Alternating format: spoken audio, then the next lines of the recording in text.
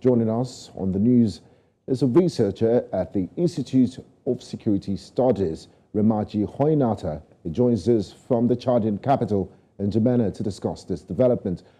A warm welcome to you, Hoinathy. Thanks for joining us on the news.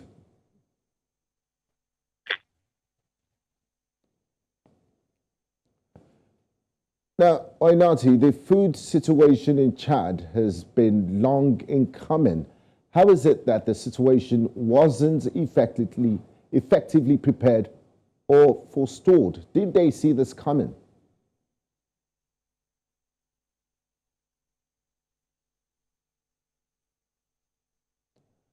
Hello, Hoinathy, are you there? Okay, we seem to have some... Okay. I think that most of the four government... yeah, I'm here. Okay, go ahead. We're listening.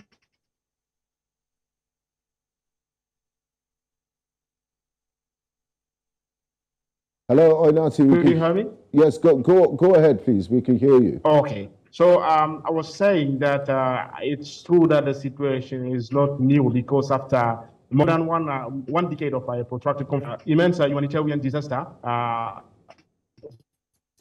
food situation in the Lake Chad keep degrading, and this is due to I would say a connection of three kind of factors. Second is the climate change effect, but there are also other kind of crises like the COVID-19 crisis, but also intercommunal conflict that also are impacting very negatively the production of food here around the Lake Chad Basin. So what we have as a situation is an alternation of drought, but at the same time, we have Boko Haram factions that are also preying on communities, preying on food reserve, but also preventing most of the communities from access to the land for farming, but also to places for fishing. And all this together brought about this situation of very alarming food insecurity. And this year it's very particular because out of the four countries, meaning Nigeria, Niger, Cameroon, and Chad, Niger, and Cameroon have officially acknowledged this situation, this acute situation of food crisis.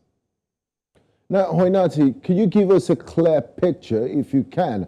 How much of a threat is the hunger situation to Chad's political stability? Because you did mention Boko Haram earlier.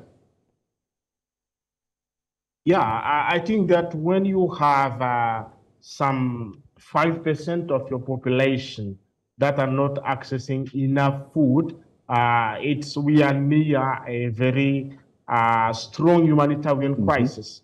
And at the same time, we are under transition, actually, with the discussions held in the framework of the national dialogue. So Chad actually doesn't really need this situation of food crisis. And it's not a good sign for a country that, considering security matters, is as unstable as Chad actually having on top of that this food emergency. Now, Hoinathy, the Chadian government finally acknowledged that, look, there's a crisis and declared a food and nutrition emergency. Beyond this action, what can be done in the short term to solve the hunger crisis in the Chad Basin? Because we know what will happen if it's not solved. Yeah, I think that there is very urgent actions that are needed here. And what the state have been making is trying to mobilize internal resources and to organize food assistance to the communities that are actually affected by the situation.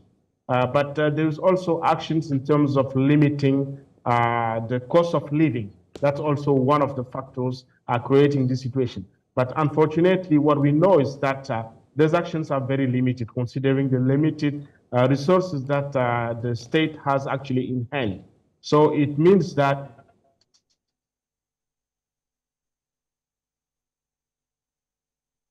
the final recourse will be the international assistance that. Okay, you mentioned the international assistance, but Finally, before I let Hello? you go, Hoinathy, before I let you go, the situation in Chad once again brings to the front burner the calls for Africa to produce its own food. There's a lot of arable land on the continent, and the Russia-Ukraine war has just shown us how much dependent we are on food aid and food imports. Do you think this is a feasible target for Africa in the near future, given the political and security realities on the continent? Can we achieve food security in the nearest future? Yeah, I think that even though we can do it in the short term, it's something that should at least be planned. And if we consider the situation of a place like the Lake Chad Basin, there was a lot of water, although the climate situation is giving a lot of hardship there. And what is really need here is in order to increase the local availability of food items, there is a need to facilitate the circulation of locally produced imported foodstuff.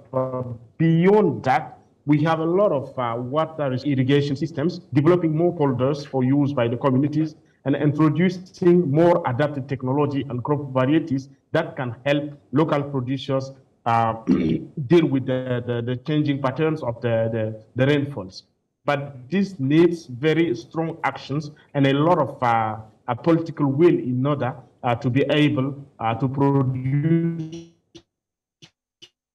more we do actually. So potentialities are there, but real lack of technical investment, a real lack of political will, that investment in those places to enhance agricultural production. Thank you very much, Hoinathy Remadji, a researcher at the Institute of Security Studies, joining us from N'Djamena in Chad. We do appreciate your insights and contribution.